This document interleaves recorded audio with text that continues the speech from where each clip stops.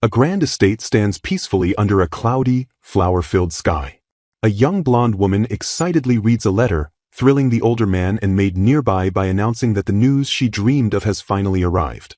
The dispatch of the renowned Restoration Duke to the Legrad territory is formally announced. The title for the first chapter appears alongside a portrait of the blonde woman standing next to a handsome, silver-haired man. The story opens in the Legrad baronial territory, located within the kingdom of Charlo. Holding a script, the young woman reads her lines with utmost serious determination. A group of servants, led by an older butler, watch her presentation with intense focus. Introducing herself as Fina Krot, the daughter of Baron Legrad, she prepares to dramatically reiterate her main point to the audience. She claims she is merely a curious young lady who closely followed her busy father out of an interest in the lives of the local villagers. The household staff loudly agrees in unison, confirming her alibi that the curious young lady regularly accompanied the late lord around the territory because she was interested in the villagers' lives. Raising a single finger, Fina emphasizes that they must remember one more crucial detail. Slapping a thick book, she declares the territory has only been handled this far because her late father prepared a management plan months in advance. The loyal staff perfectly echoes her fabricated story, insisting they managed as representatives using the Lord's prepared restoration plan because the young lady is unfamiliar with territory management. Pleased with their rehearsal, Fina brightly praises everyone for a perfect performance. Fina flashes a dazzling, deeply confident smile at her assembled staff. However, her smile quickly wavers as she nervously wonders if things can really work with this setting. Sweating slightly, she stares down in silence at the heavily worn and patched management book in her hands. A flashback to exactly 1 month ago reveals a horse-drawn carriage traveling through a rocky pass on the way to inspect the territory. The wooden carriage wheel violently strikes a severe bump on the treacherous path. Fina tragically reveals that her beloved father died in the resulting carriage accident. Unable to accept her husband's sudden death, Fina's mother collapsed in grief and couldn't even attend the funeral. Devastated, her mother now refuses to leave the bedside of Fina's seriously ill, bedridden brother Henry. Gripping her dress, Fina solemnly admits her family completely lacks the luxury to sit around and grieve. She bursts into frustrated tears, declaring their territory isn't rich enough for her to spend her days living in tears. Following the last war, the kingdom's territories are financially strained and on the verge of collapse, leaving even the nobles struggling. The isolated Legrad territory, located far from the royal castle, is tragically no exception to this financial ruin. Fina desperately realizes that marrying somewhere to get financial support would be the ultimate shortcut to saving her home. Looking hopefully out her window, she sighs in immense relief that someone is finally coming to help them. She thinks of the arriving official, Duke Leonard Tissel Helmet, who is famously known across the land as the Restoration Duke. Having studied abroad in a great nation before the recent war, the Duke is widely hailed by everyone as a prodigy. Since returning, he reportedly swoops into each struggling territory and restores it to prosperity in just 3 months. Inheriting his title young, he left his own territory's management to his retired father so he could focus on restoring territories everywhere else. Back in the present, the older butler, Kirk, politely interrupts to ask the young lady for permission to speak, to which Fina agrees. Kirk gently suggests they could simply reveal honestly that the young lady was quite involved in the territory management. Fina firmly rejects the idea, noting that in the kingdom of Charlo, it is almost impossible for a woman to be accepted in territory management. She explains that because the Helmet family is a prestigious house closely tied to the royal castle, the Duke surely values the country's strict traditions. Fina deeply fears that if her meddling is discovered, it would tarnish her late father's honor by raising scandalous questions about the education he gave his daughter. Sweating nervously, Fina trails off as another far more terrifying personal consequence suddenly dawns on her. Panicking wildly, she screams that acting unladylike will make her chances of marriage completely disappear, even though she doesn't currently have any prospects. The entire line of servants stares back at her dramatic outburst in complete, utterly unamused silence. Coughing awkwardly to recover her lost dignity, Fina stubbornly insists her scenario is the best they have and refuses to accept any complaints.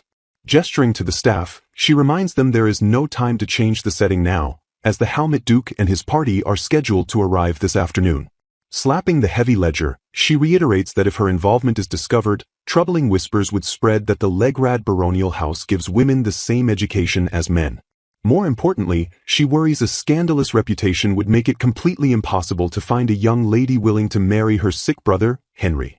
Throwing her arms wide, she passionately declares she is concerned about all sorts of things and begs them to stick to the plan. Even so, the loyal servants watch their young lady's desperate, well-meaning plea with deeply sympathetic expressions. Kirk, wiping away a genuine tear, expresses that it is a profound relief to see her unyielding dedication to the family. Weeping openly, the butler vows her tremendous efforts for the Legrad territory won't be wasted, even if society considers her left behind in marriage. Highly offended, Fina immediately spins around and yells that his brutal comment about being left behind was completely unnecessary. The entire staff breaks into warm, supportive laughter at her reaction, beautifully highlighting the deep, loving bond they share with their hardworking young lady. Fina shares a warm, dazzling smile with her older butler as sunlight gently filters through the window into the grand estate. Masking her underlying anxiety with a practiced and radiant grace, she continues to beam with unwavering cheerfulness. Reflecting on her past, Fina recalls the pivotal moment she decided she could no longer leave the immense burden of territory management to her father alone.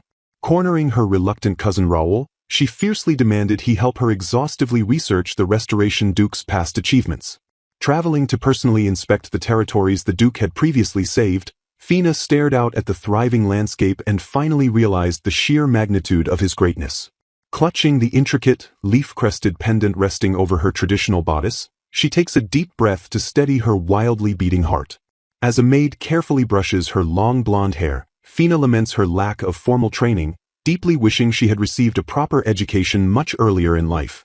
Staring into her vanity mirror with a heavy sigh, she realizes that proper schooling would have allowed her to genuinely comprehend the Helmet Duke's staggering achievements.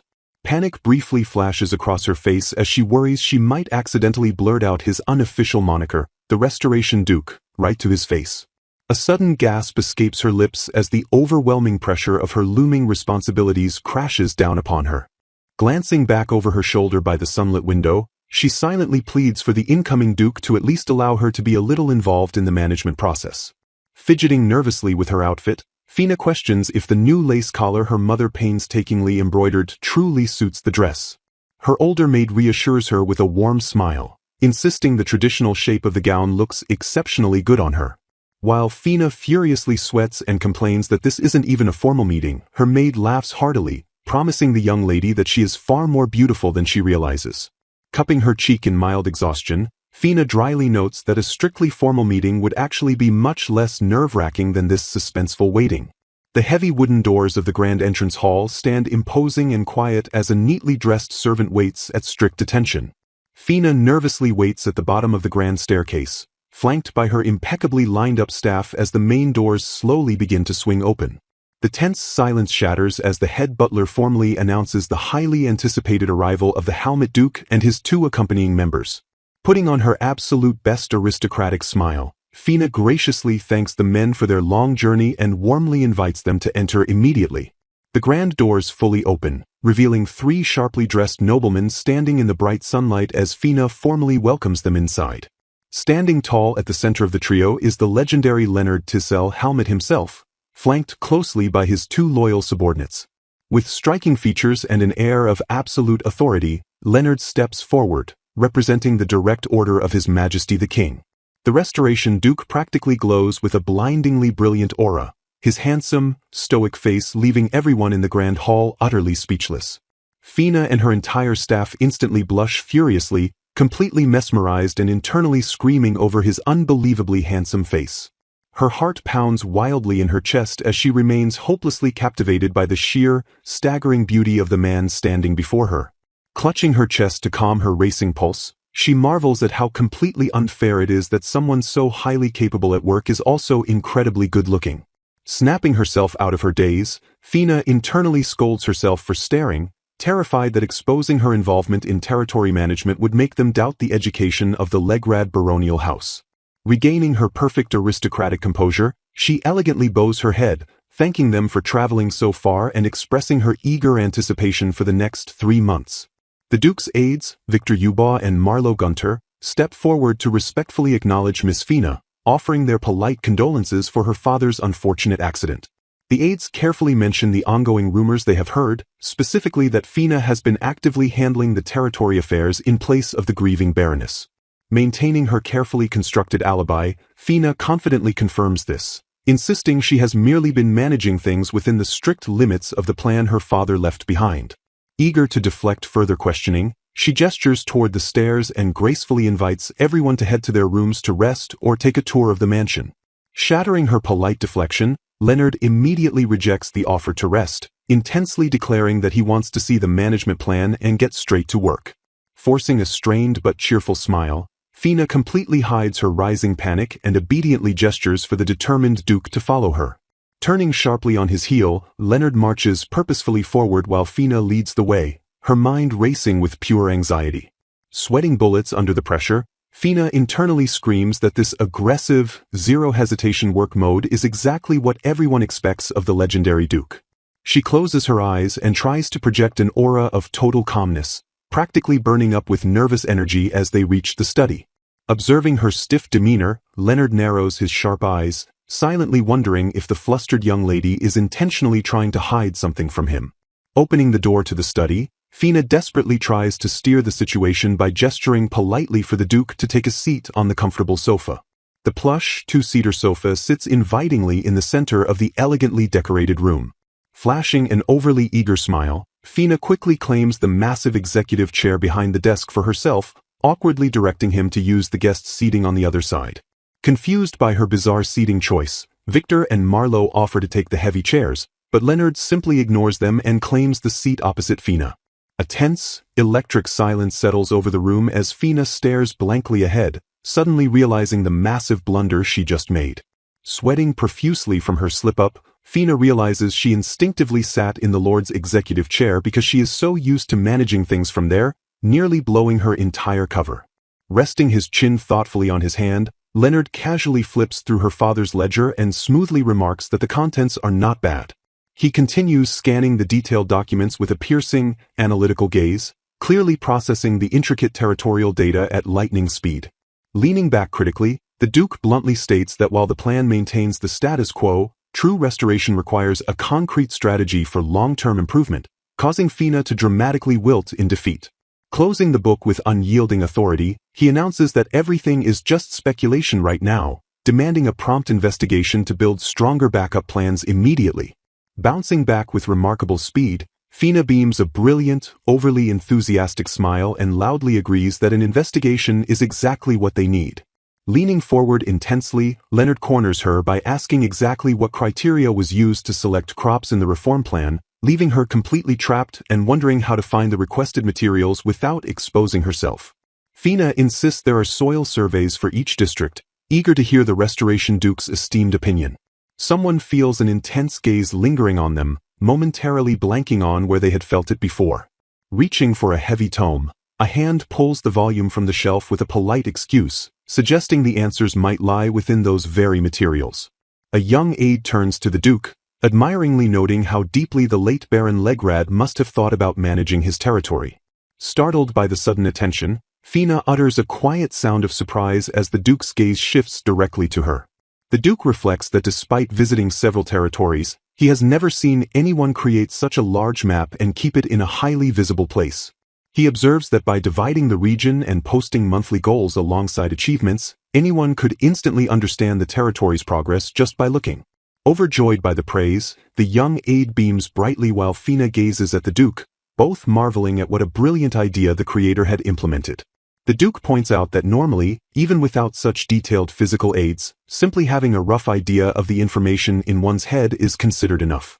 Fina listens in respectful silence, her profile perfectly still as she absorbs the Duke's profound insight into leadership. He elaborates that when attempting to accomplish something with others, it is absolutely necessary to establish a shared understanding of core assumptions.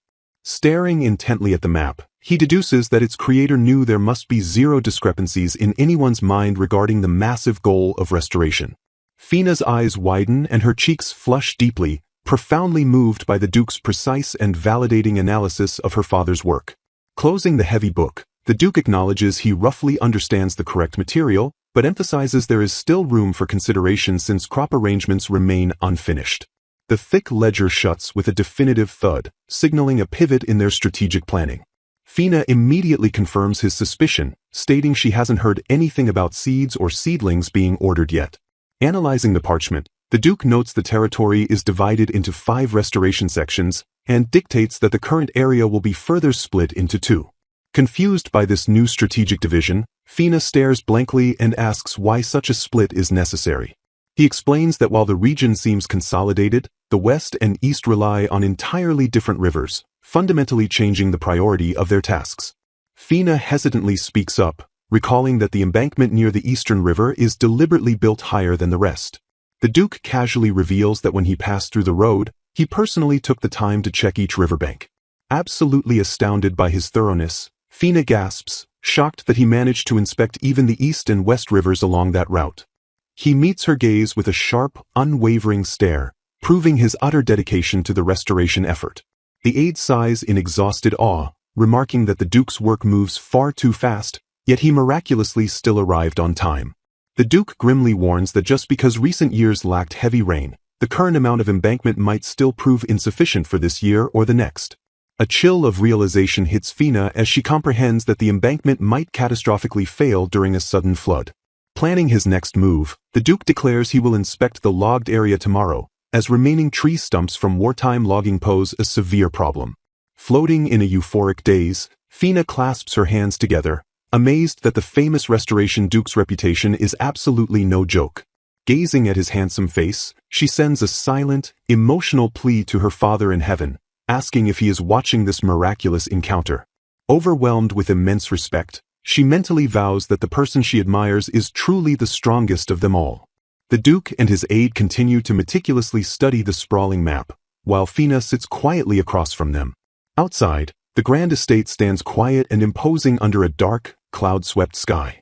Inside the warmly lit room, exhaustion finally catches up to Fina as she begins to doze off, her head resting heavily on her hand. Fighting sleep, she vaguely wonders if everyone else in the estate has already returned to their respective rooms by now. The butler Kirk thankfully arrives, gently noting that working without a break piles on fatigue, and politely asks what they shall do about mealtime. Reinvigorated by the thought of food, Fina decides she will have the staff make sweets as a proper reward for their relentless hard work from now on. She snaps entirely awake, her attention suddenly drawn toward the doorway by a noise. A hand gently raps against the wooden door, seeking permission to enter. The Duke holds out a document, smoothly offering it to her.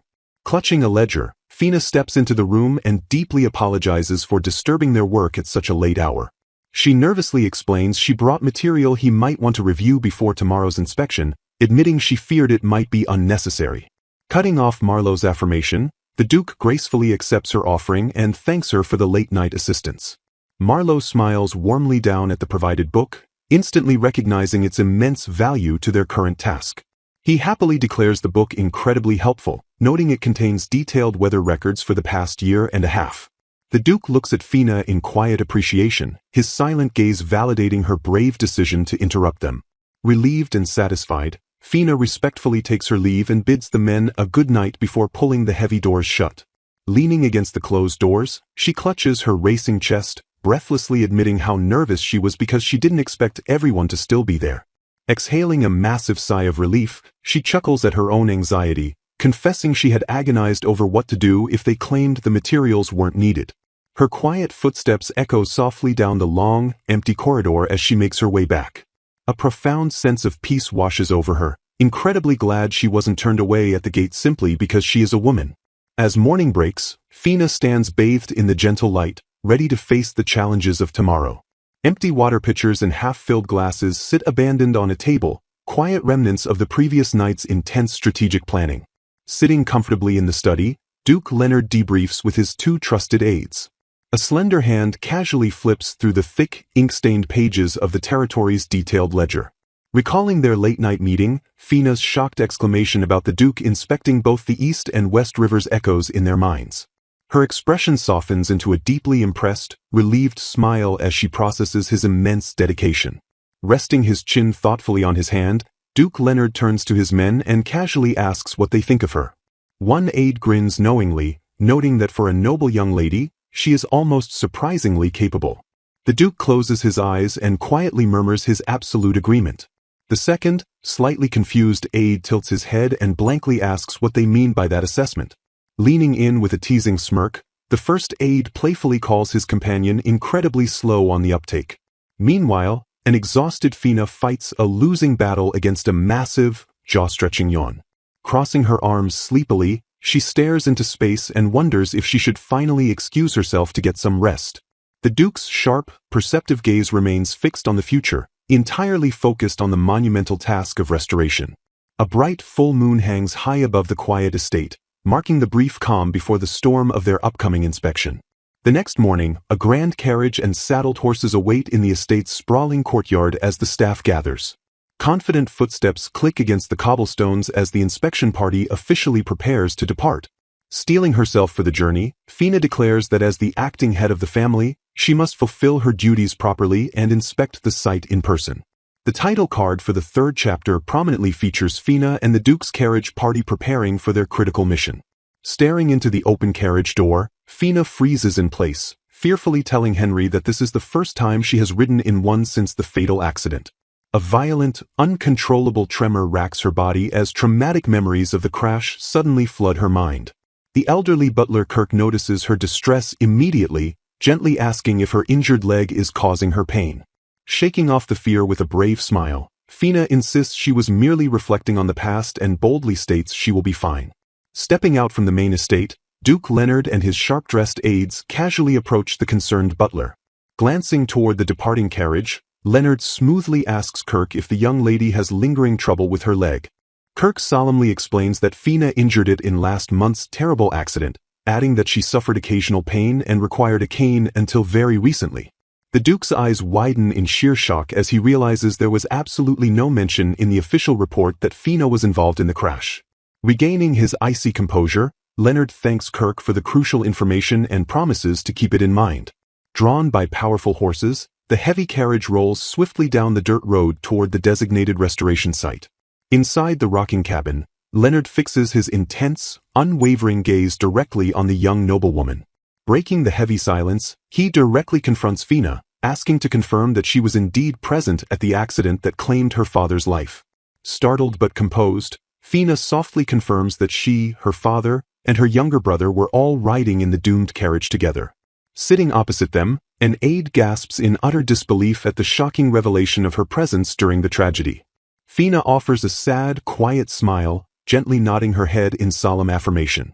Flashing back to a private conversation in her room, Fina fervently praises the Duke as a truly wonderful and awe-inspiring person. Clutching her hair in deep insecurity, she laments that he is so incredibly capable she cannot even begin to compare to him. Her loyal maid Laramie smiles warmly, realizing this deep admiration is exactly why her lady has been feeling so down recently. Leaning closer, Laramie cheerfully points out that recognizing and respecting such immense talent is actually a wonderful thing. Beaming with pride, the maid assures Fina that her admiration simply proves her excellent judgment in identifying a truly remarkable leader. Fina blushes and giggles softly, teasingly telling Laramie that her words are sometimes ridiculously optimistic. Snapping back to the present carriage ride, Leonard scowls, noting that reports concerning the death of a titled noble must be strictly preserved as official royal documents. He assures Fina the documents surely reached the castle, prompting her to insist her presence was definitely recorded in the original draft. His expression darkens as he deduces that since the documents passed through several hands, someone intentionally filtered the information to treat her lightly. With cold, absolute resolve, Leonard calls out to his aide Victor, who immediately snaps to attention. The Duke ruthlessly orders Victor to expose the culprit and ensure they never receive work from the Halmit family again, sneering that he has no use for information-filtering pests. Victor bows his head respectfully, completely understanding the absolute severity of his lord's command. Turning back to Fina, Leonard smiles gently and apologizes for the unpleasantness, noting that this blatant disrespect ironically allowed them to expose an incompetent fool. Gripping the fabric of her skirt with white-knuckled intensity, Fina lets out a strained, highly nervous sound. Tears of pure terror stream down her face internally as she realizes how truly terrifying the Duke is when he ruthlessly destroys someone's career with a pleasant smile. Victor and his companion, Sweat Drop, awkwardly advising their completely clueless lord that using harsh phrases like exposing incompetence is actively frightening the poor lady. Pointing out the root of the issue, someone sternly criticizes the attitude at hand, emphasizing that nobody has the time to tolerate incompetence nearby. Lord Leonard thoughtfully strokes his chin in deep, contemplative silence. Breaking his silence, he directly questions Lady Fina to see if his previous remarks came across as strange or unusual. Startled and deeply flustered, Lady Fina quickly stammers out a frantic reassurance that she is completely fine and that there is absolutely no problem. Internally panicking as their carriage rolls along the path, she wildly misinterprets his words as a stern warning that he will immediately cut off anyone showing incompetence toward her. The elegant horse-drawn carriage gently makes its way past a desolate, heavily logged woodland area. Resting thoughtfully, Fina reflects on her lack of insight, lamenting that a leader requires individuals who can truly perceive the underlying reality of things, whereas she completely fails to see the truth right in front of her eyes. Plagued by an agonizing wave of self-doubt, she admits her complete inability to comprehend the situation regarding her territory. Anxiously predicting her bleak political future, she dreads the unspoken, inevitable pressure to marry a competent nobleman who can ultimately take over as the acting head of the estate. Tightly clenching the fabric in sheer frustration, she fearfully contemplates the devastating consequences of that looming possibility. Surveying a troubled landscape, someone sharply notes with immense disappointment that the grim reality is far worse than originally anticipated. Contextualizing the severe environmental threat, it is somberly revealed that this specific region historically suffers from cyclical, devastating onslaughts of heavy rain and powerful winds. Lady Fina solemnly confirms the deceptive tranquility of the past few years while anxiously acknowledging the impending danger that inevitably follows. Analyzing the perilous environmental damage, it is meticulously explained that improperly cut lumber will snap, while uprooted areas will catastrophically loosen the earth, guaranteeing that the next violent storm will wash the vulnerable soil directly into the river. Demonstrating her painful lack of practical knowledge, Fina hesitantly interrupts to ask for a basic explanation of what an open notch actually entails. Pausing the critical assessment, Lord Leonard patiently turns and gestures toward a jagged tree stump to physically demonstrate the concept. He thoroughly outlines the improper logging technique, detailing how a diagonal cut followed by a straight cut from the opposite side creates the disastrous open notch. Deducting the tragic origin of the reckless deforestation, he concludes that ignorant, outside laborers unfamiliar with the local flora were likely responsible for felling the timber. Staring at the devastated woods with profound shame, Fina is paralyzed by the sudden realization that she had blindly overlooked this vital evidence during her previous visits, proving she understands absolutely nothing about her own land. Gripped by an overwhelming sense of inadequacy, she internally laments that despite desperately wanting to interrogate Lord Leonard for his expertise, her pride holds her back. Crushed by the weight of her own glaring incompetence, she realizes she cannot possibly justify her intention to remain the acting head until Henry returns when she lacks so much crucial knowledge. Noticing her deep, troubled silence, Lord Leonard gently calls out to Lady Fina, attempting to draw her back from her dark spiral of self-doubt. Quickly brushing off her distress, she nervously explains that the skilled local woodcutters were conscripted to the royal castle shortly after the devastating war commenced. Shifting focus back to the urgent impending disaster, it is gravely predicted through historical meteorological data that catastrophic heavy rains will strike the region in merely 2 months. Asserting the critical urgency of the situation, Lord Leonard declares he wants to deploy manpower to the area immediately since they are barely on schedule, though he sagely advises against finalizing exact resource allocations on this very day. Lady Fina listens in stunned, silent awe, deeply humbled by his commanding, rapid-fire assessment of the territorial crisis. Marveling at his unparalleled tactical brilliance, she is profoundly struck by the vast, intimidating chasm between her useless theoretical education and his masterful, practical experience that allows him to diagnose complex issues instantly. Sinking further into self-deprecation, she bitterly acknowledges her own pathetic inability to even direct her people on where or what to examine in times of crisis. In the background, the diligent survey team continues their meticulous work across the uneven, hazardous terrain. Lord Leonard sharply questions her original, flawed agricultural strategy, verifying the initial plan was to abandon the difficult reforestation effort and instead cultivate new crops on the flat land at the foot of the mountain. Defending her past administrative choices, she earnestly explains her belief that reclaiming the farmland was far more efficient, as preparing the thoroughly logged area for complex reforestation would consume entirely too much precious time. Nodding slowly, she affirmatively answers his precise inquiry, confirming that the detailed soil data she provided the previous day specifically pertained to the targeted flat farmland. Suddenly struck by a terrifying, illuminating realization regarding her gross miscalculation, a soft gasp of horror escapes her lips. The imposing, rugged mountain range looms ominously overhead as the men sternly evaluate the vulnerable geographical layout. Connecting the disastrous environmental dots, Fina fearfully deduces that ignoring the hazardous logged area will inevitably cause a massive landslide that will flood the river and obliterate the newly planted flatland with deadly sediment.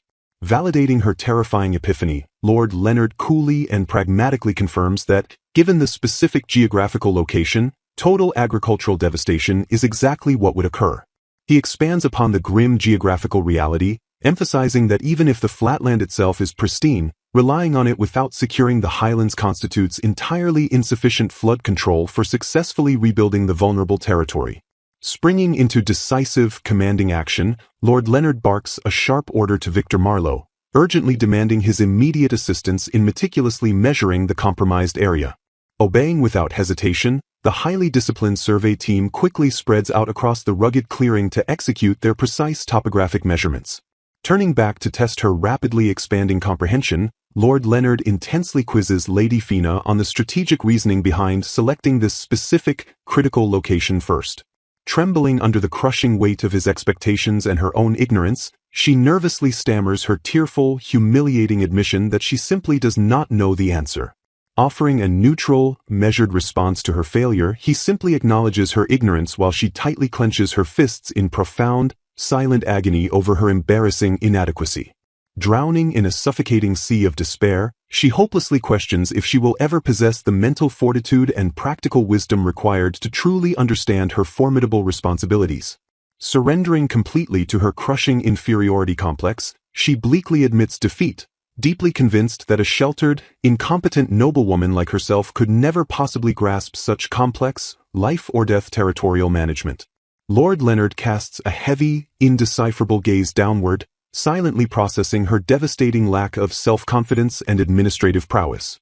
Misinterpreting his brooding silence as harsh judgment, she hastily and pathetically apologizes for daring to speak so openly out of turn.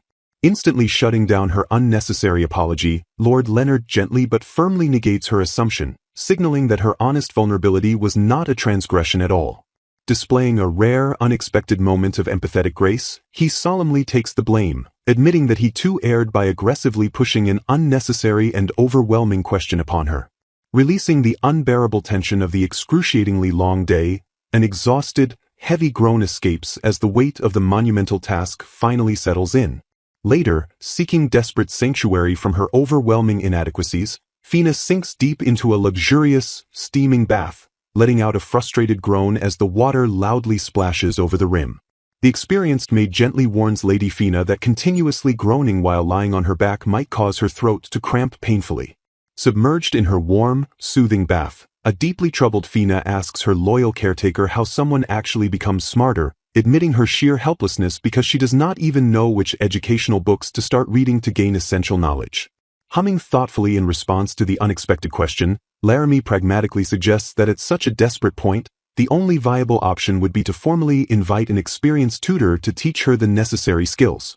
Sinking further into her melancholic despair, Fina bitterly counters that their impoverished household entirely lacks the immense financial resources required for private tutoring, and besides, she sincerely doubts anyone would willingly dedicate their time to teach a woman like her.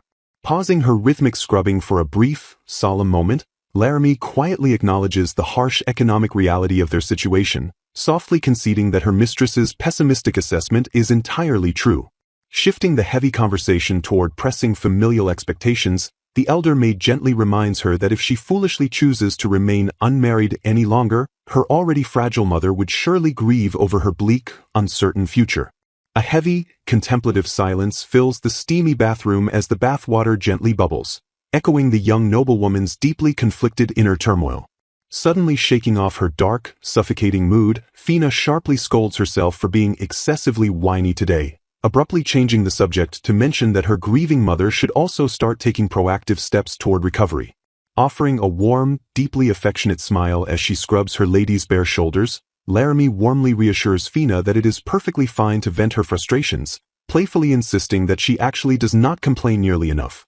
Sinking playfully until her face is half submerged in the steaming, soapy water, Fina blows tiny bubbles while softly and sheepishly questioning if she truly is as stoic as the kindly maid claims.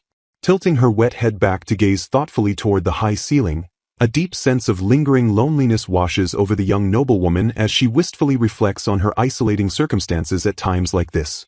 Staring intently at the warm water cascading through her delicate fingers, she silently and desperately wishes her mother would stay by her side for comfort, even while bleakly acknowledging the absolute futility of harboring such childish hopes. Recalling the devastating aftermath of the tragic accident, she somberly visualizes her grief-stricken mother isolating herself entirely in the detached residence with Henry, completely abandoning her daily visits to the grand main estate where Fina now resides. Tracing the intricate, elegant ruffled fabric of the lavish canopy, Fina mercifully pardons her shattered parent, deeply understanding that her mother is absolutely not at fault for her severe emotional withdrawal. Processing the grim medical reality, she rationalizes the heartbreaking physical distance by recalling the physician's recent, solemn explanation that the fragile widow has only just begun the arduous psychological process of accepting her beloved husband's sudden death. Despite forming a perfectly logical justification for her mother's agonizing absence, a dark, lingering seed of insecurity stubbornly whispers a terrifying alternative in the deepest, most vulnerable corners of her anxious mind. Breaking the heavy, suffocating silence that had settled over the steamy bathroom, Fina calls out softly to Laramie with a profound, terrifying vulnerability trembling in her voice. Giving voice to her absolute darkest fears, Fina anxiously hypothesizes that her devastated mother is intentionally avoiding her solely to prevent herself from accidentally lashing out and saying something incredibly resentful in a fit of uncontrollable, blinding grief. Tears welling in her exhausted, sorrowful eyes, she brutally elaborates on her horrifying theory, fearing that her mother secretly harbors a dark, agonizing wish that it should have been Fina who tragically perished instead of the family's vital patriarch. Visibly horrified by the incredibly toxic, self-destructive assumption, Laramie aggressively scolds the young lady, fiercely refusing to entertain even a sliver of a thought that her deeply loving mother would ever harbor such malicious, unthinkable sentiments. Instantly regretting her dark, panicked outburst under the weight of the maid's fierce, unwavering maternal defense, Fina casts her tearful eyes downward and softly, shamefully admits that she already knows the horrific theory is entirely false. Vigorously fighting back her own suffocating insecurities, she desperately rationalizes the painful, prolonged separation, fiercely convincing herself that her mother's physical absence is actually a profound act of gentle, protective kindness born from genuine maternal love. Resting her delicate chin thoughtfully on her wet, crossed hands, the young woman solemnly concludes that she has simply grown far too old to be coddled or held, stoically reminding herself that she is already a mature, 20-year-old adult who must shoulder her own immense emotional burdens. Staring blankly ahead into the rising steam, she bitterly accepts the unforgiving societal expectations placed upon her shoulders, internally lamenting that she has officially reached the dreaded age where judgmental aristocrats coldly consider a woman far too late for a favorable marriage. Stepping out of the luxurious, soothing bath, she wraps herself tightly in a thick, warm towel and allows her devoted maid to gently begin drying her long, damp hair. Seeking to rapidly elevate her mistress's visibly plummeting spirits before bedtime, Laramie thoughtfully promises to prepare a wonderfully comforting cup of hot milk mixed with sweet honey and a small, warming dash of liquor. Seamlessly pivoting the conversation toward far more optimistic, promising political developments, the cheerful maid insists that the formidable Duke Helmut's highly anticipated arrival is undoubtedly a wonderfully auspicious event for the struggling estate. Reinforcing the incredibly positive nature of the diplomatic visit, Laramie kindly points out that the visiting Duke is a spectacularly competent figure whom the young noblewoman has always profoundly and openly admired from afar. Flashing a bright, thoroughly infectious smile while vigorously drying Fina's damp hair, Laramie playfully claims full, boastful credit for her mistress's resiliently positive attitude, proudly attributing it to the excellent, unwavering care she has meticulously provided since Fina's early childhood. Letting out a genuine, light-hearted chuckle that completely shatters the lingering tension in the warm room, Fina gratefully acknowledges the maid's unwavering support, happily admitting that the comforting banter has successfully managed to make her feel significantly better. Looking out toward the majestic, sprawling estate under the glittering night sky, her fierce resolve ignites anew as she proudly reflects on her immensely loyal subjects and devoted servants, passionately vowing to discard all lingering discouragement and tirelessly work her hardest starting tomorrow. Time marches rapidly forward as the narrative abruptly transitions to the dark, incredibly exhausting night following her incredibly rigorous second full day of difficult territorial inspections. Bursting with an incredibly adorable, fiercely determined energy, Fina tightly clenches her small fists and loudly, proudly praises herself for relentlessly working so incredibly hard throughout the challenging day. However, the sheer, crushing physical and mental exhaustion of her demanding leadership duties instantly overtakes her false bravado, causing her to unceremoniously and heavily collapse face-first onto her plush, waiting bed. Her confident facade shatters completely into a million jagged pieces as hot, pathetic tears stream down her exhausted face, forcing her to devastatingly confess that she was entirely useless out in the field and that the crushing weight of her failure nearly broke her fragile heart again. Utterly defeated by the harsh, unforgiving realities of territorial administration, she lies perfectly still and silent against the soft mattress, completely paralyzed by the overwhelming magnitude of her own glaring political inadequacies. Reflecting bitterly on the humiliating events of the exhausting two-day inspection tour alongside the vastly superior Duke, a soul-crushing realization dawns upon her that she is unbelievably, dangerously ignorant about the most basic, fundamental realities of governing her own precious land. Tormented by her own blatant hypocrisy, she imagines herself standing pathetically beside the incredibly competent nobleman wearing a deceptively confident mask, terrified that she cannot possibly hold the fractured, struggling territory together until young Henry finally comes of age. Staring blankly in profound, melancholic silence, she ruthlessly castigates herself for playing the ridiculous, dangerous role of an authoritative ruler when, in tragic reality, she comprehends absolutely nothing about true leadership or effective crisis management. Analyzing the catastrophic, undeniable damage uncovered during the recent, eye-opening inspections, she grimly traces the root cause directly back to her own pathetic, fumbling attempts at managing the complex territory over the past 2 disastrous years. Looking at her trembling, delicate hand with sheer, unadulterated disgust, she is absolutely crushed by the devastating, undeniable epiphany that all her desperate, exhausting struggles to protect the estate have ultimately amounted to absolutely nothing useful. A tiny, pathetic gasp of sheer existential horror escapes her trembling lips as the incredibly suffocating gravity of her complete failure threatens to entirely consume her fragile, crumbling sanity. Snapping up from her tear-soaked pillow in a sudden, frantic panic, she desperately clutches a thick book to her trembling chest and wildly questions the fundamental purpose behind everything she has been blindly, foolishly doing. Desperately fighting back the rapidly rising tide of a full-blown panic attack, she forcefully commands her racing, terrified mind to immediately calm down and regain a sliver of rational composure before she completely loses control.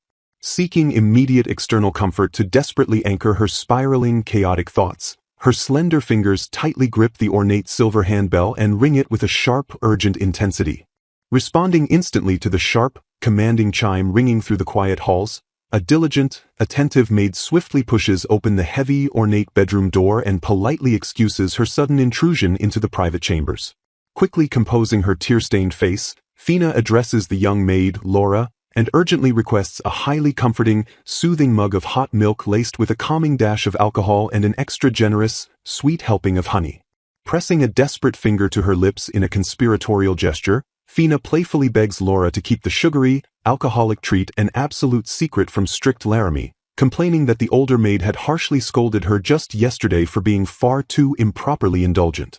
Giggling softly behind her politely raised hand, Laura warmly assures her burdened mistress that she is entirely allowed to act a little more selfishly, prompting Fina to wryly point out that the young maid is likely the only person in the entire strict household who actually holds such a remarkably lenient opinion. Fina's eyes widen as she softly and hesitantly asks if the maid truly, sincerely means those deeply comforting words. A servant politely confirms that they will promptly bring the requested item right away. A freshly poured cup of tea sits gracefully waiting on its elegant saucer. Staring off into the distance, she quietly ponders if she is truly the only one holding such a lonely perspective. Exactly 1 month has passed since her father's death, leaving her to bitterly wonder if she is simply forcing herself to shoulder these massive obligations alone. Acknowledging that the faithful servants have been deeply worried about her, she realizes she could easily abandon everything and leave the estate's management in their capable hands. Gripping her delicate teacup with renewed conviction, she firmly declares that she handles these grueling duties simply because she absolutely loves them. She reflects heavily on the terrifying prospect of almost losing her own role in the household immediately after suffering the agonizing loss of her father. The sheer, overwhelming gravity of her precarious situation only just dawns upon her fragile heart. Looking down sadly at her intricate dress, she solemnly accepts how terribly lacking she currently is. Staring straight ahead with crystal-clear vision, she humbly admits that she has always been inadequate but is finally able to see it. Drawing immense strength from Lord Leonard and the others actively helping her, she fiercely refuses to let her endless worrying become an excuse to stop trying. Harboring a brilliant spark of optimism, she believes that taking decisive action will inevitably improve things and bring a joyful smile to someone's face. Seated diligently at her sunlit desk, Fina commits to continuous, unstoppable learning so she can finally grasp the complex things currently hidden from her sight. A bright, hopeful dawn breaks beautifully over the sprawling roofs of the grand estate. Watching her work from afar, Lord Leonard smiles softly, wishing to support her just a little longer until Fina's relentless efforts are properly rewarded. Granted 2 whole days off while Lord Leonard's team meticulously audits the territory's financial situation, Fina contemplates her unexpectedly vast free time. A flurry of overexcited maids immediately swarms her, enthusiastically suggesting garden strolls and relaxing massages since she hasn't had a break in ages. The loyal staff cheerfully clamors for their beloved milady's undivided attention. Flustered by their overwhelming affection, Fina protests that everyone worries entirely too much and stubbornly insists on relaxing by herself today. Despite making such a bold, independent declaration, she finds herself wandering aimlessly without a concrete plan. Unable to use the main office, the self-proclaimed workaholic debates whether to read in her father's study or busy herself with mundane mansion maintenance instead of actual territory management. Staring blankly at the surface of her warm tea, a sudden, perfect idea flashes brilliantly across her mind. Smiling happily to herself on the plush sofa, she resolves that this is the perfect opportunity to go see Henry and her mother. A painful rift had formed between Fina and her mother about 2 years ago when Fina began frequently leaving the mansion to aggressively study territorial management. Her mother, Adelaide, was once revered as the absolute finest lady in the country, living as the graceful, ideal wife entirely devoted to her husband and children. Tragically, Adelaide suffered immense emotional agony for a long time upon discovering she could not conceive another child to be the true male heir after Fina's birth. Consequently, when her younger brother Henry was miraculously born later, their mother's desperate, doting affection turned entirely toward the boy. This blatant, heartbreaking favoritism only intensified as Fina dedicated more of her precious time to leaving the territory for her studies. Massaging her temples with a heavy sigh, Fina resigns herself to the uncomfortable truth that she really should use her time off to visit them. 2 sharp knocks suddenly echo through the quiet room as a voice respectfully calls out for the milady. A servant hastily informs her that the highly anticipated supplies for next month's Thanksgiving festival have officially arrived at the warehouse. Extremely apologetic for intruding on her precious day off, the staff requests her immediate inspection, which Fina gladly accepts with a bright smile. Stepping briskly forward, she internally justifies the interruption by telling herself that sudden, unavoidable work simply cannot be helped. Meanwhile, in the Grand Library, 2 men marvel over Lady Fina's unexpected knowledge of flood control, ignorantly assuming she absorbed it merely by spending vast amounts of time with the Baron. Lord Leonard smoothly interrupts, warning that reducing her hard-earned expertise to merely spending time with a man is rude because she likely understands the complex subjects quite well on her own. The younger man stares in genuine bewilderment, asking Leonard exactly why he holds that particularly bold opinion. Leonard falls into a heavy, contemplative silence, vividly recalling a fragile moment when Fina once asked him if she could ever come to truly understand such difficult things. In that painful memory, Fina clutched her hands together and sadly admitted that someone like her could never truly comprehend it. Snapping back to reality, Leonard theorizes she deliberately hides her profound special education because openly displaying such staggering intellect would severely damage a woman's marriage prospects in their country. Extremely frustrated by the sudden lack of context, the younger man loudly demands that Lord Leonard stop making cryptic remarks and going completely silent. Placing a heavy stack of books on the wooden desk, Leonard calmly states that he at least understands Fina's deep desire to comprehend the arduous work they do. The younger man visibly deflates, bluntly noting that Leonard's remarkably simple explanation feels a bit anticlimactic. Pivoting away from the awkward tension, the subordinate confirms that Lord Leonard is immediately heading out for a scheduled inspection. As he prepares to depart, Leonard coldly orders the men to check for any untouched documents concerning the mine from the past month and report back to him later. Walking alone down the empty corridor, Leonard's sharp mind remains entirely fixated on the hidden depths of Fina's remarkable character. He fiercely concludes that whenever she eventually chooses a husband, they absolutely cannot assign her a man who is far less capable than she is. The towering library bookshelves stand quietly in the background, holding countless volumes of untouched history and untold secrets. A rapid pair of knocks suddenly shatters the quiet, academic atmosphere of the study. Poking her head playfully around the wooden doorframe, a smiling Fina politely asks if she can borrow a moment of their time. Startled by her abrupt arrival, the men quickly inform her that Lord Leonard is currently absent before urgently asking what she needs. Fina politely approaches the two men, humbly asking if they might lend her a little assistance with the heavy lifting. The two exhausted men stare back at her in complete bewilderment. A massive, heavy sack of supplies drops loudly onto the wooden floorboards. Wiping sweat from their brows, the two men sit back and exhale deeply after moving the backbreaking cargo. Fina warmly thanks everyone for their hard work, officially announcing that preparations for the Thanksgiving festival will now begin. She specifically thanks the two seated men for helping carry the heavy supplies, which they modestly brush off.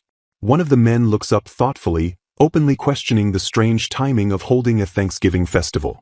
He wonders aloud if they really have the emotional room to celebrate considering the Baron only recently passed away.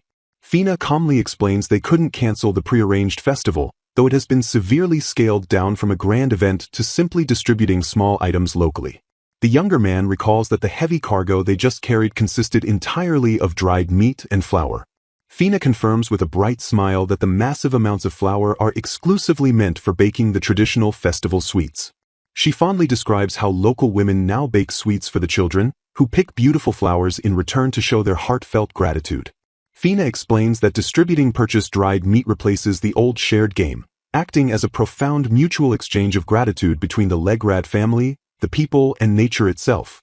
Smiling gently, she admits that despite being called a festival, the entire affair will actually be rather modest. The two men look at her in quiet, respectful understanding. Suddenly, a bright spark of realization flashes across the younger man's face. He eagerly asks Fina if there is a budget sheet or any financial documents related to the upcoming festival preparations. Admitting he cannot quite grasp the required amounts on his own, he earnestly asks if she has time to explain it to him.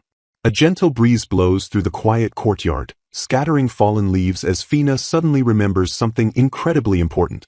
Staring out at the drifting autumn leaves, Fina's mind drifts heavily back to thoughts of her estranged mother.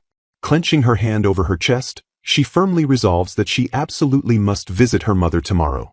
She honestly admits her dread regarding the visit, but forces herself to accept that endlessly avoiding the painful encounter will not solve anything.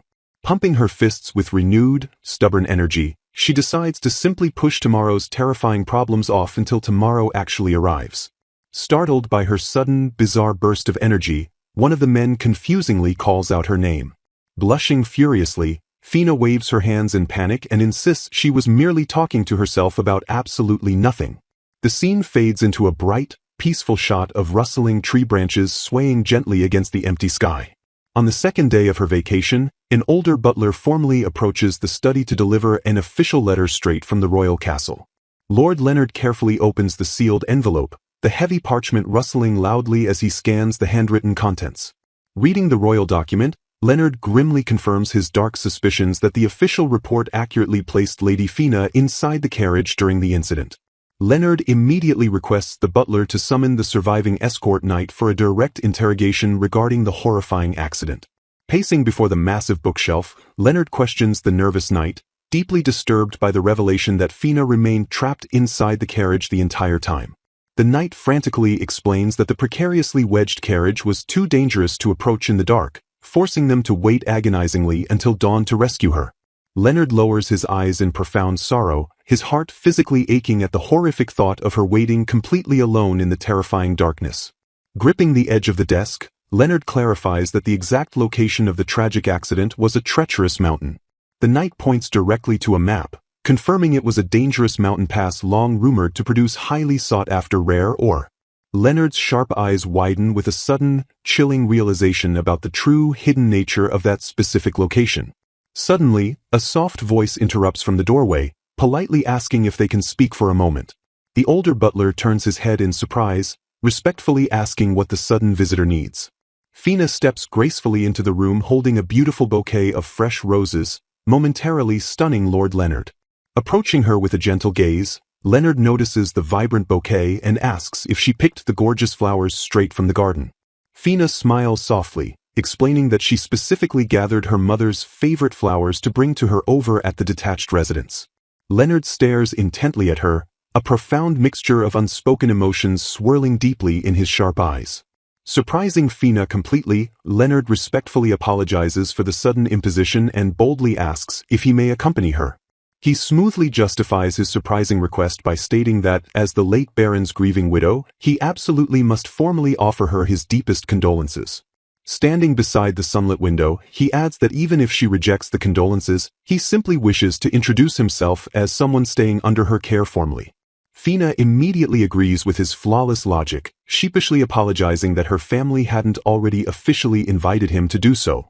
Her expression turning heavy with genuine concern, she warns him that her mother's mental state is extremely fragile and requests permission to inform her beforehand.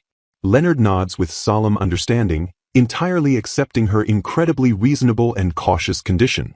Fina tightly clutches the beautiful roses and kindly asks him to wait there for just a brief moment while she goes ahead. Left alone in the quiet hallway, Leonard's mind races with unspoken thoughts, fully aware that his sudden intrusion might be entirely unwelcome. Staring with solemn intent, the older butler requests to know Lady Fina's family situation, noting that a husband might soon be arranged for her. He hesitates to intrude on private matters, but insists that the Baron's passing makes it proper to ask her directly. Acknowledging his consideration, he admits that while the young lady would speak openly, the memories would undoubtedly still cause her pain. Connecting the dots, Lord Leonard deduces that Lady Fina must have arranged the funeral herself due to her younger brother's condition.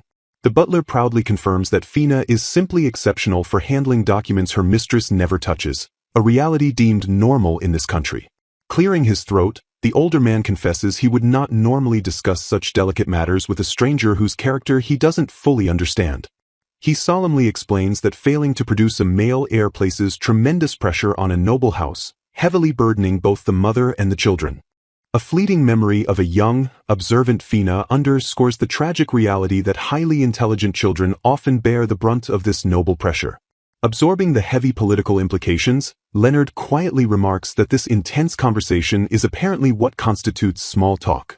Shifting the gloomy atmosphere, Leonard tentatively asks one final question regarding the true relationship between Lady Fina and the madam. The butler warmly reveals that the mistress treasures Fina dearly, constantly knitting her lace collars while Fina lovingly brings her favorite flowers. A look of profound realization washes over Leonard's face as the pieces of Fina's humble background finally click into place. He marvels at how Fina's finely crafted collar and simple dress completely lack the desperate, attention-seeking aura of every other noble lady he has met. Concluding their secretive exchange, the butler politely instructs Leonard to wait in the hall until the maid returns. Stepping into Fina's sunlit private room, Leonard apologizes for the sudden intrusion while a surprised Fina casually waves him in. The two nobles settle onto elegant sofas, plunging into a comfortable but slightly awkward silence across the coffee table. Confessing his ignorance of high society, Leonard curiously asks Fina what a normal noble lady actually does when she isn't managing a territory. Completely blindsided by the simple question, Fina flushes with panic and desperately scrambles to remember her past. She freezes like a statue in pure bewilderment, internally questioning her own life choices while Leonard watches her malfunction. Breaking into a cold sweat, she realizes she has spent the last 2 years doing absolutely nothing but obsessing over territorial management from dawn to dusk. Throwing her hands up in a desperate bid to save face, Fina loudly blurts out an excuse to buy herself some thinking time. She nervously recounts attending a lavish pre-war tea party hosted by a count, admitting she completely failed to keep up with the girls' conversations. Gesturing defensively, she insists she actually studied current fashion trends, researching the most popular dresses and hairstyles beforehand. Puffing her chest with pride, she boasts about having her father arrange a highly exclusive visit to Madame Icklish's boutique before the event. Her triumphant smile instantly crumbles as she reveals the other ladies ignored fashion entirely in favor of something far more exciting. Fina exclaims that the ladies were ruthlessly gossiping about which families had the best young heirs, causing a shocked Leonard to violently spit out his drink. While Leonard violently coughs, a depressed Fina explains she went home friendless because she was too busy struggling to memorize the kingdom's territorial characteristics. Dramatically gasping in horror, Fina suddenly realizes her total lack of friends might be the real reason high society considers her late to marry. Bursting into helpless laughter, Leonard admits he doesn't even know where to begin correcting her wildly inaccurate conclusion. Pouting in frustration, Fina defensively whines that she hasn't strayed from the topic at all, demanding to know why he is laughing at her. Slumping her shoulders in absolute defeat, Fina finally confesses that she has zero clue what normal noble ladies actually do on a daily basis. Sighing deeply, she apologizes for failing to answer his question, lamenting that her bitter lack of social grace has ruined the conversation. Their chaotic conversation abruptly halts when sharp, rhythmic knocks echo from the door, accompanied by a maid begging their pardon. Slipping into the room, the maid promptly informs Fina that the mistress has summoned her with an urgent message. The scene transitions gracefully to reveal an elegant, poised woman standing silently before a towering, sun-drenched window. Stepping into the serene quarters, Fina gently announces her arrival to her waiting mother. Framed by brilliant, blooming lilies, Fiona turns around with an air of breathtaking aristocratic grace. A beautifully warm, maternal smile graces Fiona's elegant features as her eyes lock onto her beloved daughter. Fina and Leonard stand respectfully before the composed matriarch, bringing a quiet reverence to the sunlit room. Cradling a massive bouquet of vibrant roses, Fina proudly introduces her esteemed mother, Fiona, to her noble guest. Standing with perfect, dignified posture, Fiona graciously welcomes Lord Leonard and thanks him for taking the time to visit. Looking down at the stunning roses, Fiona's eyes light up as she fondly notes that it is indeed the perfect season for them to bloom. Changing the subject, Fiona sweetly asks her daughter if the finely crafted lace collar she recently gifted her suits her well. Gently touching her daughter's dress, Fiona proudly declares that sewing gold thread to match Fina's hair was an excellent idea. Lord Leonard observes the intimate exchange in complete silence, his sharp gaze softening at the genuine display of maternal affection. Snapping back to her duties as a host, Fina formally presents her mother to the patiently waiting Lord Leonard. Stepping forward with impeccable aristocratic grace, Leonard bows deeply and politely apologizes for his delayed greeting. Introducing himself fully as Adelaide Shart-Legrad, Leonard watches as Fiona immediately recognizes him as the eldest son of the Harmit dukedom. Leonard confirms he inherited the title after his father relinquished it post-war, prompting a respectful apology from Fiona for her lack of awareness. Wanting to give the two nobles a moment to speak, Fina excuses herself to arrange the heavy roses in a proper vase. Walking gracefully down the quiet corridor, Lady Fina cradles a beautiful bouquet of roses in her arms while the soft clack of her footsteps echoes through the hall. Overcome by a sudden wave of apprehension, she internally laments that she truly did not want Lord Leonard to witness the private, somewhat strained conversation with her mother. Inside the sunlit room, her mother's solemn voice floats through the air, reflecting mournfully on the difficult reality that has plagued their family since her beloved husband passed away. With a heavy sigh of resignation, the matriarch confesses that the tragic loss has left their noble house deeply vulnerable, as there is currently no one officially prepared to shoulder the massive burden of the territory. Hearing these harsh but truthful words, Fina lowers her gaze in a moment of quiet guilt, deeply internalizing the painful reality that their land lacks a proper, recognized successor to shoulder its immense weight. Shifting her attention to their esteemed guest with a warm, grateful smile, Fiona sincerely thanks His Grace for his supportive presence, openly admitting that while her daughter is inexperienced, she genuinely believes the diligent girl will be far more useful in dealing with everyone than herself. Standing just out of sight, Fina solemnly agrees with the harsh assessment, internally acknowledging that her mother's pragmatic words are not wrong at all given the strict societal expectations of their country. She knows her mother means absolutely no harm with her blunt honesty, deeply aware that a noble daughter being actively involved in the gritty details of territory management is a highly taboo subject that simply cannot be discussed openly in high society. Despite understanding the immense political and social constraints forcing her into the shadows, A quiet, lingering sorrow grips her heart as she reflects on how isolated she has felt up until this very day.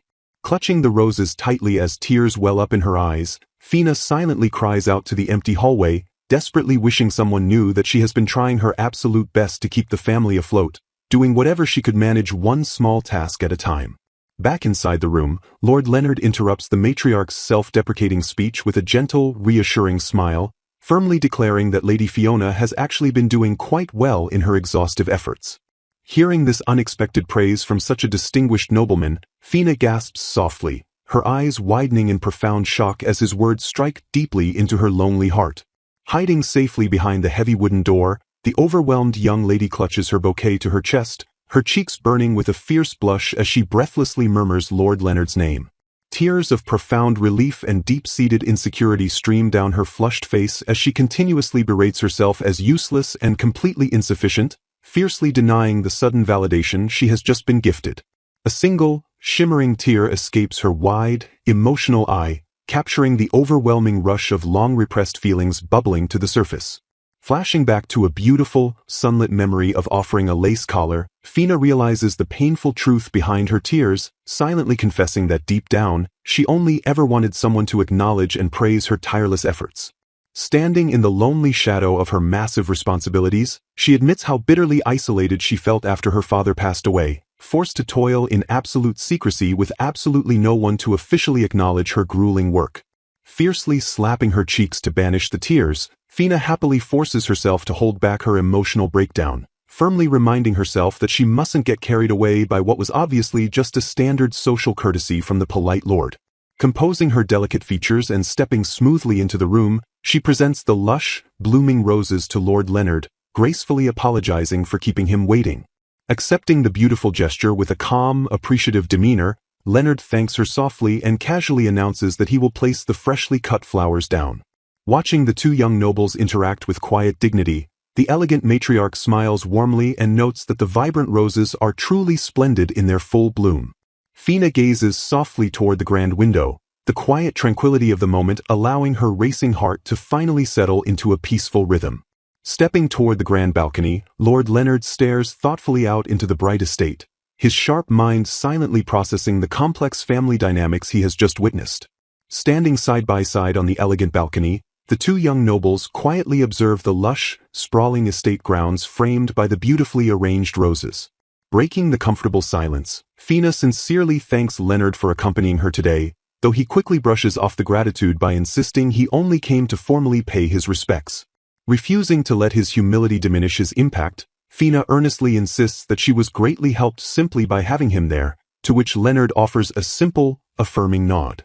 Turning his warm, perceptive gaze toward the young lady, Leonard smiles softly and acknowledges her gratitude with a quiet note of understanding.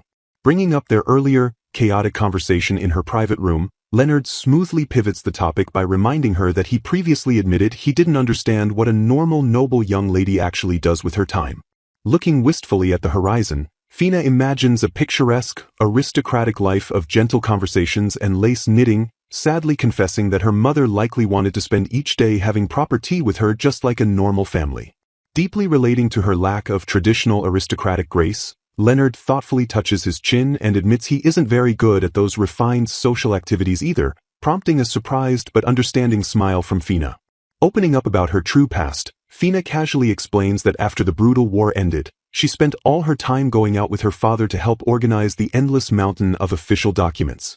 As Leonard sharply calls out her name, Fina freezes in absolute horror, violently panicking as she realizes she just let her true feelings slip and accidentally confessed to working hard on managing the territory despite needing to hide it.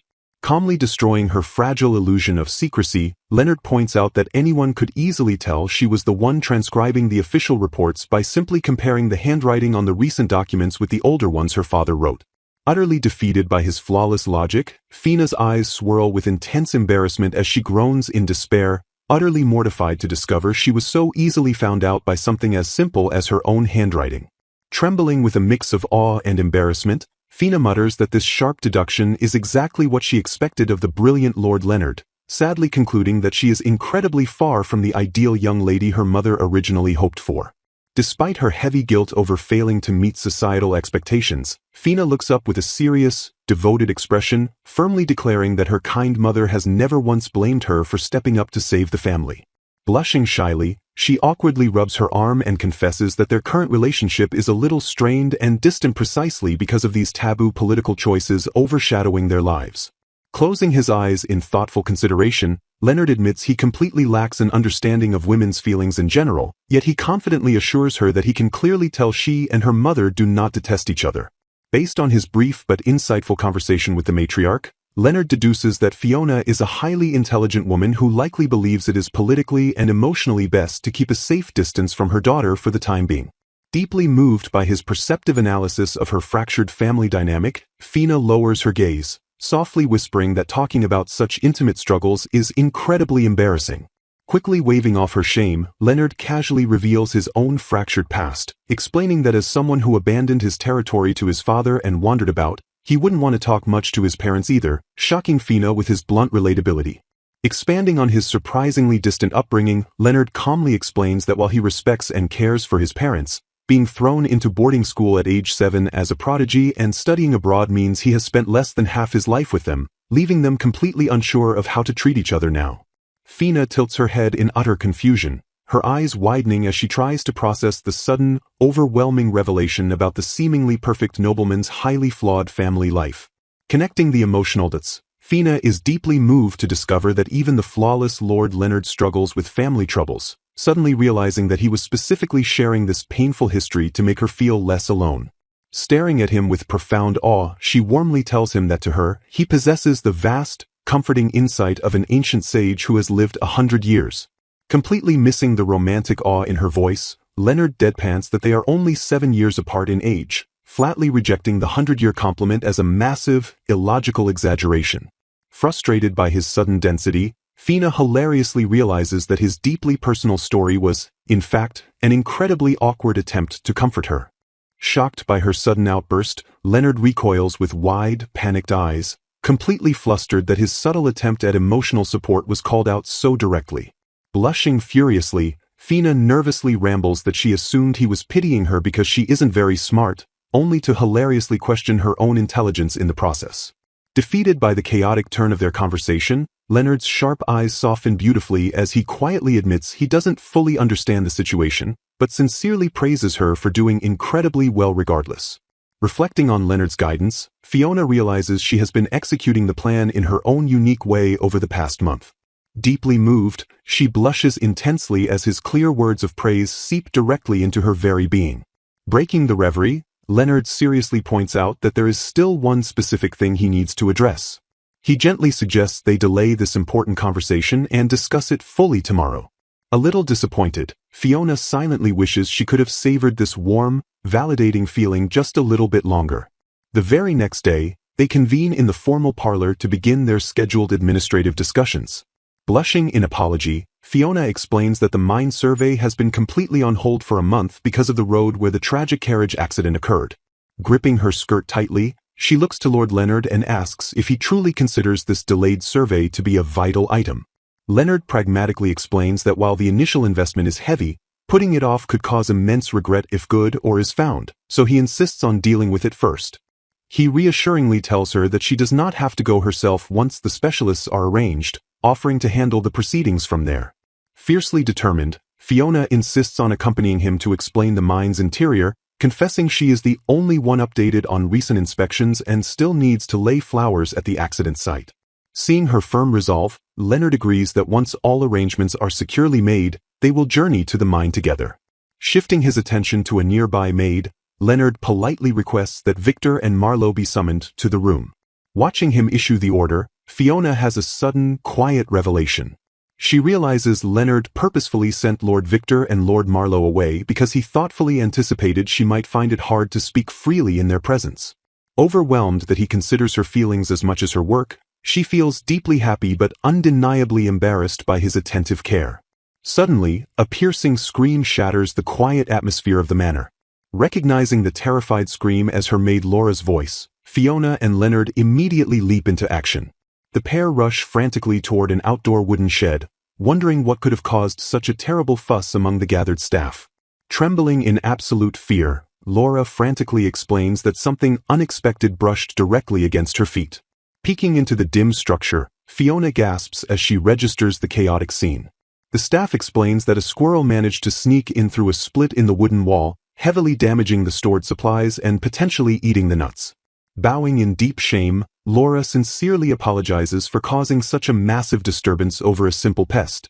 Wanting to assess the true extent of the damage, Fiona asks if anyone has thoroughly checked inside the storeroom yet. Pushing the door wide open, Leonard is thoroughly bewildered to find a massive, cascading pile of harvested nuts dominating the room. Relieved, Fiona quickly identifies them as the leached and peeled Seda nuts prepared specifically for the upcoming Thanksgiving festival's baked goods. Looking totally perplexed, both Leonard and his aide admit they have absolutely never heard of Seda nuts before. Sighing softly, Fiona admits that while the nuts aren't particularly tasty to humans, the local wildlife still happily consumes them. Piqued by her description, a curious Leonard decides he must try one for himself, completely undeterred by her warnings of their mediocre flavor. Chewing analytically, Leonard humorously declares that from a squirrel's perspective they might be acceptable, but they are undeniably mediocre to a human palate. Suddenly, Leonard stops chewing as a sharp look of intense realization crosses his face. Staring intently at the remaining morsel, he declares with dawning certainty that he recognizes this specific nut. Whirling toward Fiona, he urgently demands to know if they possess any of these nuts in their original, unpeeled state. Fiona regretfully admits they have none at the moment, but suggests they could gather more replacements in the woods during tomorrow's inspection. Utterly baffled by his sudden, intense fascination, Fiona asks him what could possibly be so important about this simple nut. Smiling cryptically, Leonard declines to elaborate immediately, preferring to verify his suspicions entirely before they discuss it further tomorrow. The following day near the fallen leaves, they examine a raw specimen, leading someone to tentatively identify it as the fabled Nuzen nut. Leonard gravely confirms its identity, explaining that the incredibly valuable Nuzen is highly sought after for royal confections and foreign medical applications. Leaning in with absolute conviction, he solidifies that their humble local crop is undeniably the lucrative Nuzen nut. Fiona and her aide freeze in sheer disbelief, struggling to process that their common festival ingredient is actually fit for the royal family. The staggering financial implications suddenly hit them, prompting a deafening scream of shock to erupt from the trees. A few days later, a decisive plan is enacted to send the harvested Seda fruit directly to specialists, hoping to officially become purveyors to the royal household. Sparking with absolute joy, Fiona looks at Leonard with profound admiration, marveling that he secured a solid foothold for rebuilding her estate in just a few days. As Marlowe and Victor handle separate, uncomfortable tasks, Fiona and Leonard officially depart to investigate the mine that was delayed by the carriage accident. Inside the carriage, Leonard outlines their itinerary to meet the investigators and gently asks if Fiona is ready to explain the complex arrangements. Pumping her fists with radiant determination, Fiona beams brightly and proudly declares that she came fully prepared. Leonard gazes quietly at her vibrant enthusiasm, seemingly struck by her renewed, infectious energy. As the carriage approaches a treacherous, rocky cliffside, Fiona's demeanor shifts to solemn sorrow as she commands the driver to stop early. Looking down into the deep, unforgiving chasm where the wreckage still lies, she whispers a heartbreaking tribute to her late father. Standing bravely at the precipice, Fiona honors his memory by casting a beautiful bouquet of fresh roses down into the tragic abyss. Gripping her dress tightly as she musters her courage, Fiona lets out a surprised gasp before bravely thanking everyone and declaring that it is time for them to go. Standing upon the rugged, windy overlook, Fiona gazes solemnly out over the vast landscape while Leonard watches her delicate profile in quiet observation. Leading the expedition deep into the shadowed cavern, Fiona explains to Leonard and the survey team that this specific mine has been completely closed since her great-grandfather's generation. She elaborates that although mining operations were temporarily resumed in the past, everything changed when they suddenly discovered the rare red ore hidden within the rock. The team continues deeper into the rough stone corridor, listening intently as she recounts how, even when they mined further, only a meager amount could be obtained. Despite the immense operational difficulties, Fiona notes that the incredibly small amount of red ore they actually managed to harvest fetched quite a lucrative price on the market. Pointing toward the treacherous depths, she reveals that someone with exceptional eyesight once claimed to spot more red ore further down, though it remains far too dangerous to explore. Wiping sweat from his brow, The bespectacled surveyor admits that cutting down the mountain would be easiest but too costly, prompting another worker to suggest that driving in thick anchors might make the perilous descent manageable. Taking a long, shuddering breath, Fiona closes her eyes by the sturdy wooden barricade as the overwhelming, oppressive tension of the historic site begins to weigh heavily upon her. Startled by Leonard's gentle, sudden inquiry about her well-being, Fiona quickly opens her eyes and insists with a slight blush that she is perfectly all right. Offering a polite and appreciative smile, she sincerely thanks him for his steady concern while admitting the perilous, towering environment simply made her a little nervous. Regaining her composure with a sharp look of fierce determination, Fiona stands resolute beside a silent, observant Leonard, ready to face the remainder of the inspection. With the intense survey concluded, the entire expedition team mounts their horses and boards the grand carriage to journey back across the rugged, barren terrain. The heavy, ornate carriage rumbles steadily along the darkened, tree-lined forest path as the evening shadows begin to lengthen ominously across the dirt road. Slumping back slightly against the plush carriage seats, an exhausted Fiona breathes a massive sigh of relief that the grueling, emotional day is finally over. Looking down at her lap with a lingering touch of insecurity, she quietly wonders to herself if she was actually of any real help during the complex expedition. Staring blankly out the glass carriage window, she notes with growing, creeping unease that the surrounding forest has become quite dark and isolating. Her mind wanders anxiously into the shadows as she wonders if everyone back at the brightly lit estate is currently worrying about their unusually late return. Decisive and characteristically pragmatic, Leonard firmly suggests they send word ahead to the manor first to ease any lingering anxieties the staff might have. Opening the wooden carriage door, Leonard commands the driver to stop the carriage immediately so they can issue the necessary dispatch instructions. Stepping out of the halted carriage into the cool, crisp evening air, Leonard intercepts one of the mounted escorts to quickly relay his urgent message.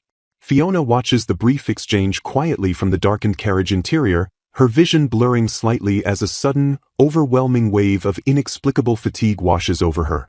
Blinking her heavy eyelids, Fiona realizes with mild confusion that she feels incredibly tired, sleepily attributing the sudden exhaustion to the arduous, emotionally taxing journey. Leaning her head against the wooden window frame, she groggily recalls that she only came to this specific, treacherous location because it has been entirely neglected since that fateful carriage accident. Suddenly, a massive jolt shakes the wooden carriage violently, causing Fiona's eyes to snap wide open in sheer, unadulterated terror as trauma floods her system. Gripping her chest as her heart pounds violently against her ribs, she looks around the rattling cabin in utter panic, her mind struggling desperately to process the sudden violent movement. Staring out into the pitch-black night, a horrifying realization crashes over her as she remembers she is trapped inside a fragile carriage surrounded by absolute darkness. A traumatic flashback violently hijacks her mind, superimposing the terrifying memory of a man desperately reaching for the tumbling carriage exactly like that tragic night. Another violent rattle of the heavy wooden wheels sends a paralyzing jolt of adrenaline straight through her veins, freezing her completely in place. Trembling uncontrollably as the carriage shakes on the uneven road, she is instantly consumed by the horrifying dread that they might plummet straight off the steep cliff.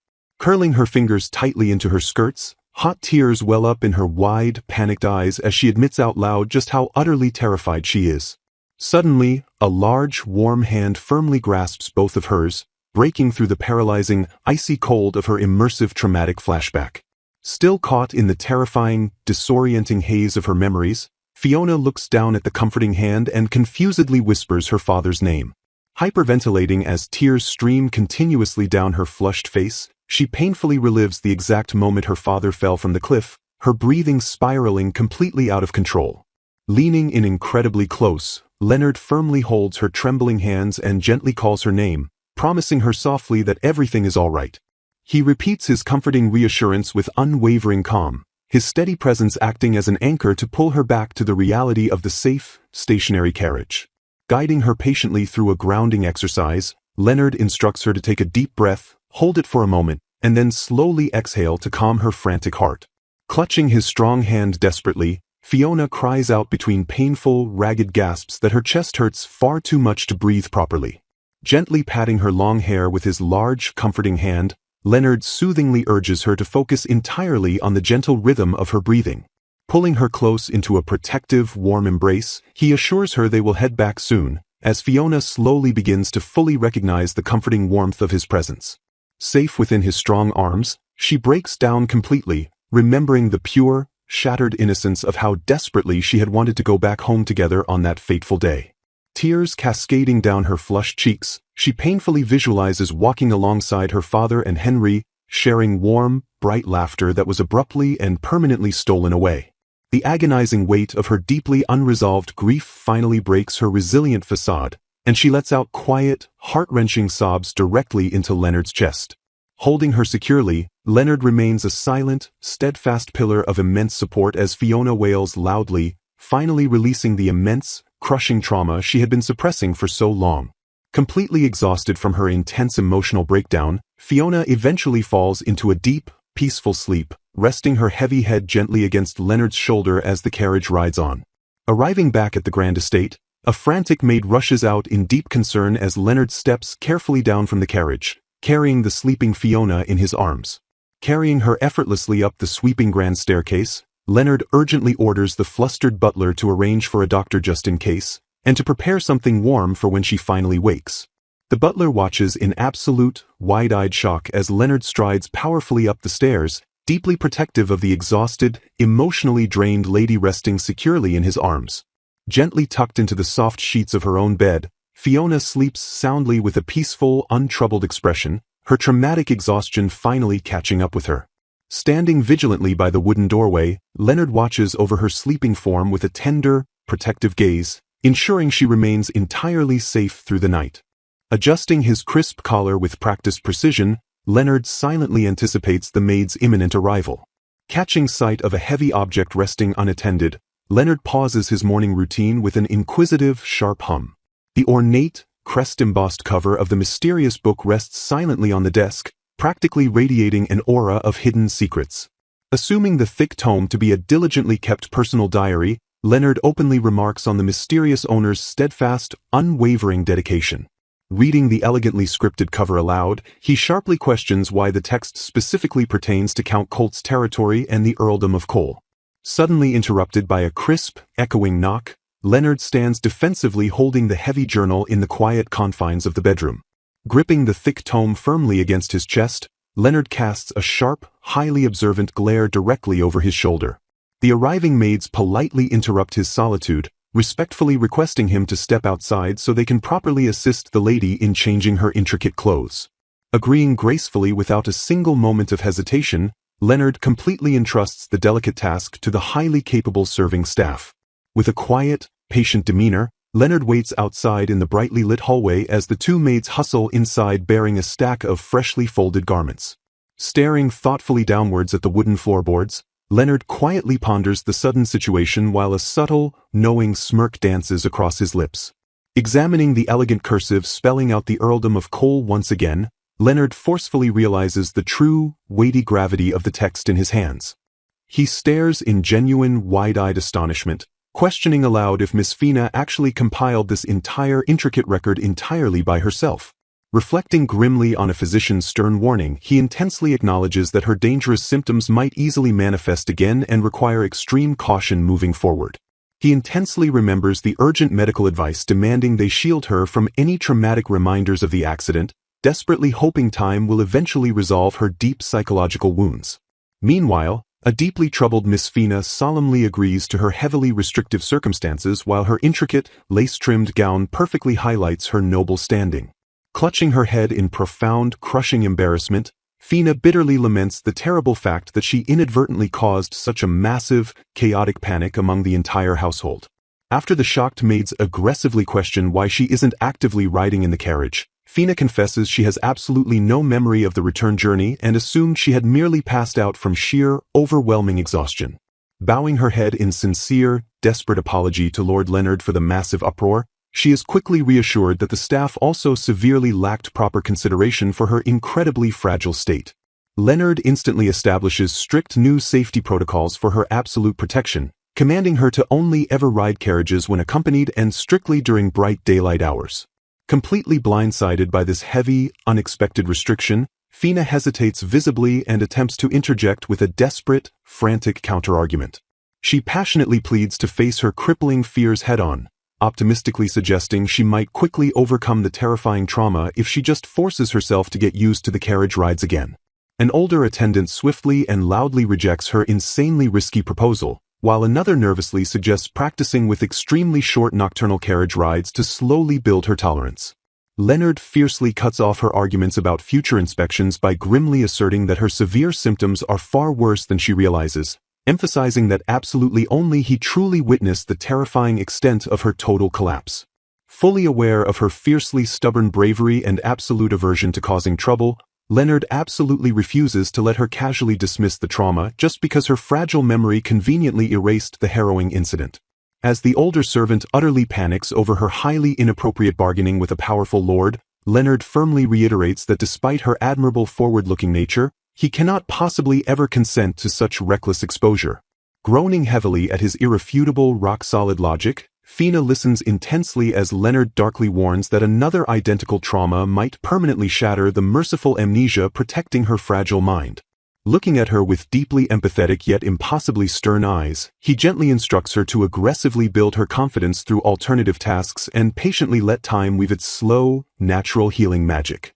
Thoroughly defeated but completely understanding the profound, hidden care behind his strict words, Fina lowers her gaze and offers a quiet, highly reluctant agreement. Instantly pivoting the heavy, suffocating conversation to a brand new opportunity, Leonard boldly declares he will deliberately bury her in so much important work she will completely forget about any dangerous carriage training.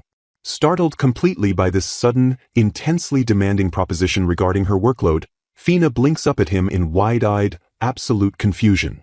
Softening his previously harsh, unyielding demeanor into an incredibly warm, inviting smile, Leonard sincerely confesses that he desperately needs her unique strength and massively untapped expertise. Completely caught off guard by his surprisingly genuine, heartfelt request for her personal help, Fina stares blankly with adorable, unmistakable bewilderment. Later that night in the quiet, deeply shadowed hallway, a gentle servant discreetly checks if Leonard is still awake as he pauses by the partially open doorway.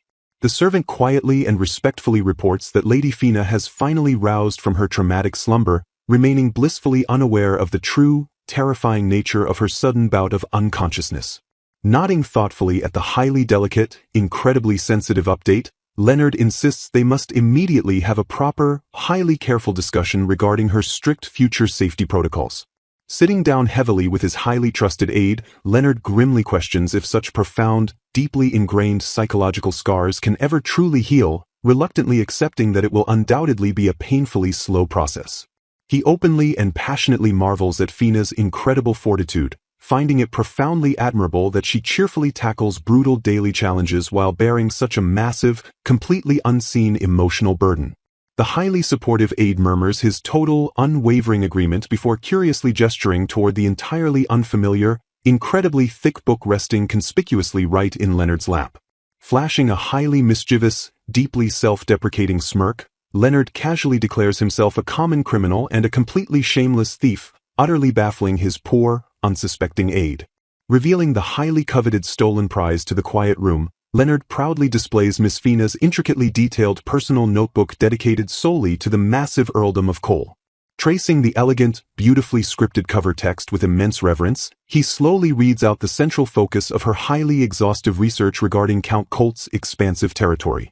Leonard brilliantly and sharply deduces that she deliberately concealed the journal in her deeply private bedroom to fiercely protect her highly covert investigations from being easily discovered in the completely public study. Scanning her incredibly meticulous handwritten notes, he is utterly astounded to realize she secretly visited the exact same reconstructed territories they had formerly toured, deeply analyzing the rural policy effectiveness and even aggressively critiquing Count Colt's notoriously long-winded speeches. Comparing her intensely vibrant, highly emotional journal entries directly to the notoriously dry official reconstruction plans, Leonard instantly realizes her incredibly unique perspective injects brilliant, undeniable life into the rigid bureaucratic strategies. Utterly captivated by her incredibly sharp intellect and fiercely hidden, completely unwavering dedication, he emotionally confesses he was physically unable to stop reading her brilliant insights until the early morning hours. He deeply and emotionally explains that the journal vividly captures the highly authentic post-reconstruction feelings of the local lords alongside Fina's own intensely private frustrations, serving as beautiful, completely undeniable proof that their grueling, years-long efforts were entirely justified.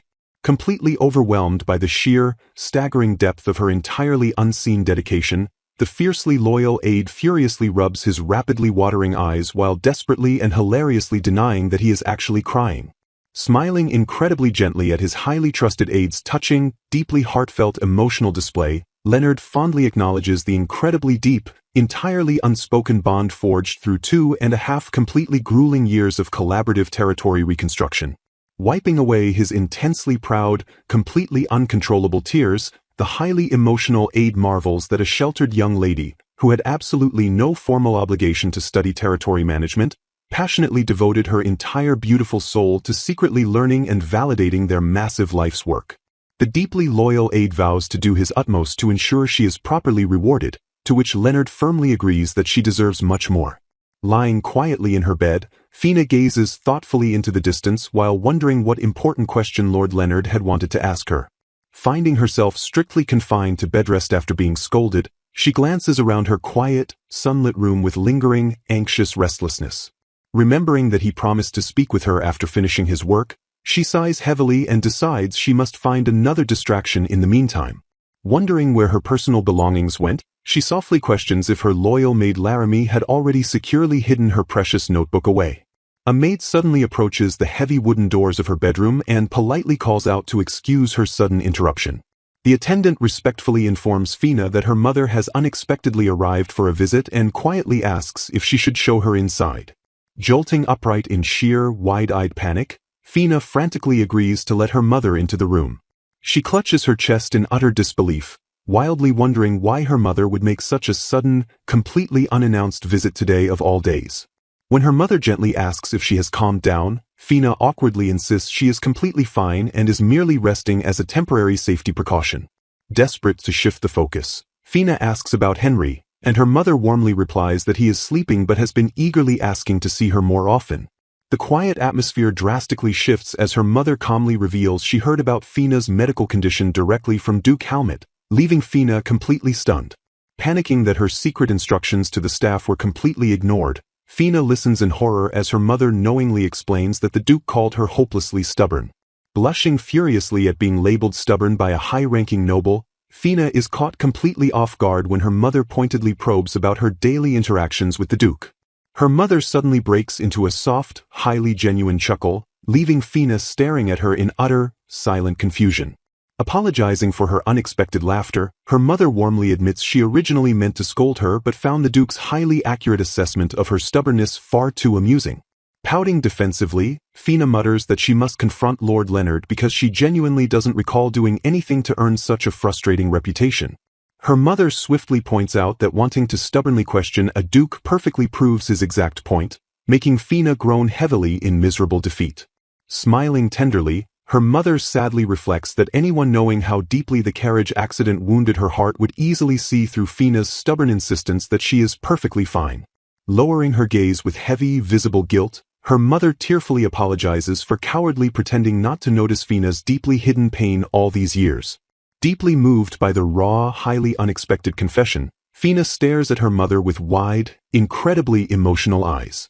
Realizing that simply claiming she is fine would only reinforce her stubborn reputation, Fina silently processes the heavy emotional weight of her mother's sorrow. Fina gently comforts her mother by explaining that her lack of coddling actually gave Fina the necessary, unbothered space to focus entirely on saving their failing territory. Staring out the window, her mother admits their hearts are still tragically trapped in the past, prompting Fina to softly agree that they both simply need more time to heal. Gazing at her mother's elegant profile, Fina realizes in profound awe that this is the very first time she has ever heard her true, deeply vulnerable feelings. Pausing at the door before leaving, her mother earnestly begs Fina not to overdo it and respectfully asks her to pass along her deep gratitude to the Duke. Later that day, Fina nervously approaches Lord Leonard in the study to inform him that her mother passed along a message and to ask about their pending business. Leonard firmly justifies his previous actions, stating that as a direct witness to her collapse, he had an absolute moral duty to inform her actual guardian. Staring her down with piercing, irrefutable logic, he reminds her that her true guardians are her family members, not her highly loyal servants. Completely unable to argue with his flawless reasoning, Fina lowers her head in meek, quiet agreement. He astutely points out that keeping such a terrifying medical secret would have ultimately inflicted far deeper emotional wounds on both her and her mother once the truth inevitably came out. Fully grasping the profound, protective kindness behind his strict logic, Fina looks up and offers him a sincere, incredibly heartfelt thank you. The scene shifts entirely as Fina stands awkwardly before a highly observant Leonard within the quiet, book-filled study. Startling her completely, Leonard gently pats her head and smoothly transitions to their main business, instructing her to take a seat. Blushing furiously from the unexpected physical contact, Fina confusedly wonders if that gentle pat was his unique, highly awkward way of encouraging her. She absolutely panics when she realizes he has smoothly seated himself directly beside her on the small, highly intimate sofa. Producing her deeply secret journal with a dramatic flourish, Leonard directly announces that this specific notebook is exactly what he wants to discuss. Horrified, Fina demands to know why he has her diary, while Leonard calmly apologizes for snooping after discovering it while carrying her unconscious body to bed. Fina furiously accuses him of violating a maiden's privacy, but Leonard utterly refutes her by pointing out the text reads exactly like a highly technical bureaucratic field journal. Burying her burning face in her hands, Fina groans in absolute agony while Leonard watches her dramatic despair with a highly pronounced sweat drop. Leonard attempts to apologize for his cruel thievery, but Fina snaps her head up in complete shock when he begins to analyze its contents.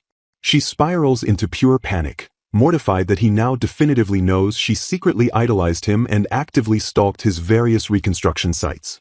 Cringing in pure humiliation, she loudly laments her conceited embarrassment, inadvertently causing Leonard to latch onto her highly revealing choice of the word admired. Pinching the bridge of his nose in slow realization, Leonard finally connects the dots behind her immense, frantic embarrassment regarding the notebook. Staring at her intensely, he smoothly admits that even he completely failed to deduce her deeply romantic admiration from such notoriously dry, technical notes. Completely missing his romantic implication, Fina desperately asks if he noticed her deep respect for his professional abilities, leaving him utterly deadpan.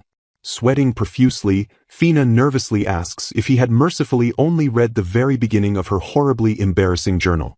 With absolute, terrifying calmness, Leonard bluntly confirms that he thoroughly read every single page of her highly secret notebook. Completely misunderstanding the situation, Fina dramatically slumps in dark depression, incorrectly assuming her technical notes simply weren't good enough to impress his high standards. Thoroughly exasperated by her dense, wildly incorrect conclusion, Leonard desperately shouts that she has completely missed the true meaning behind his words. Desperately needing an escape from the incredibly tangled conversation, Fina frantically orders someone to fetch Victor and Marlowe immediately. Burying her face in her hands with a heavy groan, Fina miserably confesses her sheer disappointment that they all read her private notebook, completely unaware that her reaction has left the normally composed Lord Leonard visibly troubled. A supportive aide cheerfully praises the wonderful, highly sincere content of her diligent studies, prompting a flustered but genuinely honored Fina to softly thank him. Glaring sharply at his entirely unprompted defense, Leonard listens as the highly amused aide playfully calls him a criminal but earnestly begs Fina to forgive his rude snooping since it beautifully exposed her incredible hidden talents. Shifting the focus back to her undeniable brilliance, Leonard earnestly confesses that despite the highly awkward exposure, he was completely absorbed and utterly astonished by her incredibly unique perspective on their reconstructed territories. Capitalizing on her fiercely hidden intelligence, Leonard boldly requests her full future participation in territory management, warmly encouraging her to finally drop her ignorant facade and ask him anything she desires. Wide-eyed and breathless with highly unexpected hope, Fina stammers out a fragile question to confirm if his incredible, deeply validating offer is actually real. Instantly grounding the soaring moment, Leonard adopts a highly serious, deeply professional expression to announce he has one more incredibly important request to make of her. Staring directly into her stunned eyes, he firmly commands her to take her wildly impressive, highly detailed field notes and officially compile them into a fully published book. Completely blindsided by the massive, incredibly intimidating scale of his sudden demand, Fina squeaks in absolute shock at the mere thought of publishing a real book. Leonard grimly explains that the dangerously ignorant nobles desperately need her unique, ground-level perspective, as it perfectly bridges the massive gap between elite academic methodologies and brutal, practical reality. He passionately argues that her incredibly meticulous notebook beautifully captures the entire exhausting timeline of territorial reconstruction, seamlessly detailing exactly how to adapt those massive successes to completely foreign lands. Deeply admiring her brilliant strategic mind, he notes that her highly successful, incredibly stable management of the Legrad barony perfectly built the foundational experience glowing within her brilliant plans. Confessing his own severe limitations with a highly bitter, exhausted edge, he admits his team completely lacks the capacity to write such a manual, darkly warning that entire territories might violently collapse without her immediate guidance. He fiercely insists that her compiled book would act as a highly critical, life-saving blueprint for desperate, struggling lords desperately trying to formulate their own massive reconstruction plans. Trembling under the crushing, unimaginable weight of such a massive national responsibility, Fina stammers out a terrified protest regarding her own total lack of grand qualifications. Smoothly shifting to a highly practical, incredibly persuasive angle, Leonard assures her this is a heavily compensated formal request that will ultimately be far easier than her grueling, years-long territory management. Leaning in with an incredibly intense, dangerously magnetic gaze, he utterly shatters the remaining professional distance to deliver his ultimate, completely irresistible final hook. He offers the ultimate highly tantalizing bribe, promising her completely unrestricted, totally unlimited access to question him about his deeply mysterious past while she diligently works on the manuscript. Hooked instantly by the overwhelming, undeniable temptation of finally unraveling his secrets, Fina's eyes sparkle fiercely as she loudly and completely commits to the massive undertaking. The highly observant aide sweat drops massively in the background, utterly baffled by her incredibly swift, completely unhesitating acceptance of such a monumental task.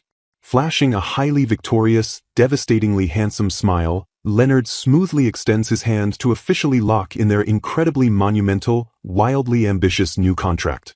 Blushing deeply with a fiercely pounding heart, Fina firmly grasps his large, incredibly warm hand, fully sealing a deal that will undoubtedly change the entire future of their kingdom.